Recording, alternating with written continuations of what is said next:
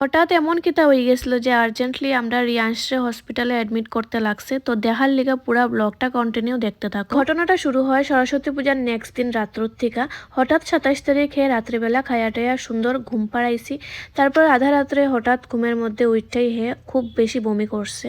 তো আমরা ভাবছি এটা নর্মালি এমনিতে বাচ্চারা হয় কোনো কোনো সময় এরকম প্রবলেম, তো এটাই হয়েছে হয়। কারণ নেক্সট দিন সকালেও হে ভালোই আসলো, সুস্থ আসিল, কিন্তু রাত্রে আবার খাওয়া দাওয়ার পর ঘুম পাড়াইছি।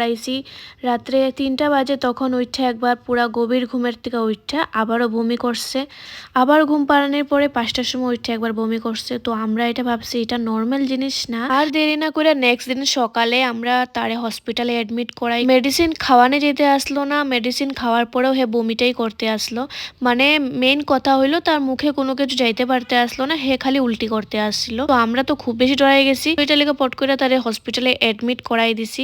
আর ডাক্তারে কইছে তারে স্যালাইনের থ্রু সবকিছু করতে লাগবো। আর তার চেহারাটা দেখতেই পারতাছো কতটা ছোট হয়ে গেছে। সত্যি বাচ্চারা যদি একদিন অসুস্থ থাকে তাইলে তারা শরীরটা পুরো ডাউন করে আনে। তো এখানে তারে আমি ক্যামেরা অন করে দিছিলাম, কারণ হে ক্যামেরা ফ্রেন্ডলি মানুষ, খুব বেশি ভালো পায় ক্যামেরা, নিজেও ক্যামেরা অন করে খুব উল্টাপাল্টা মুখ বানাইতে থাকে। তো এটার লিগা তারে একটু হাসি খুশি করার লিগা ক্যামেরাটা অন করে দিছিলাম। তো হে খুশি হয়েছিল। তারপরে দেখো স্যালাইন দেওয়াটা মানে কত বড় একটা টাস্ক আমরার কাছে, এটা আমরাই জানি। যেহেতু হে একটু চঞ্চল, তো স্যালাইনটা বারবার খুলিয়া ফেলাই দিতে কোনো রকম ভাবে তারে স্যালাইনটা দেওয়াইরাম। ফার্স্টে তো হে স্যালাইন লাগানোর পরে অনেক কাঁদছে, কান্দার পরে তারে আমরা ঘুম পাড়াই দিছি। কানতে কানতে নিজেই ঘুমাই গেছে অ্যাকচুয়ালি। মানের পর তো স্মুথলি গেছে 1-1.5 ঘন্টা যেমনিই হোক। তো তারপরে হে আবার যখন উঠছে আবার স্যালাইনটা দেখে কান্দা শুরু করছে যে এটা আমার হাতে কিলিগা লাগানি হয়েছে। লাস্টলি হেও বুঝা নিছে যে স্যালাইনটা হে লাগাইতেই লাগবো হয়তো। তারপর হেও নিজের থেকে এটা নিয়ে কান্দাকাটি বন্ধ করে দিছে।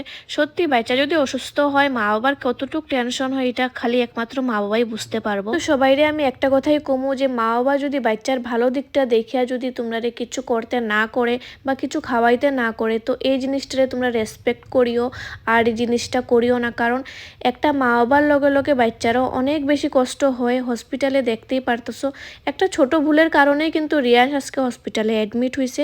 তো এইটা আমি ব্লগের মাধ্যমে কইতে চাইতাছি না, কিন্তু এটা একটা ছোট ভুলের কারণে কিন্তু হয়েছে। আর এটা আমরা ঘরের দ্বারা হয়েছে না, এটা বাইরের মানুষের দ্বারাই হয়েছে। এটাই কইমু যে তোমরা একটু বুঝিয়া শুনিয়া বাচ্চারে চলিও। যদি মা বাবা কইতাছে যে এটা আমার বাচ্চার লেগা করি না, তো তোমরা ওই জিনিসটা রেসপেক্ট ভাবে নিও। হসপিটালে অ্যাডমিট করার পরে তারে 4টা ব্লাড টেস্ট দিছিল ডাক্তারে।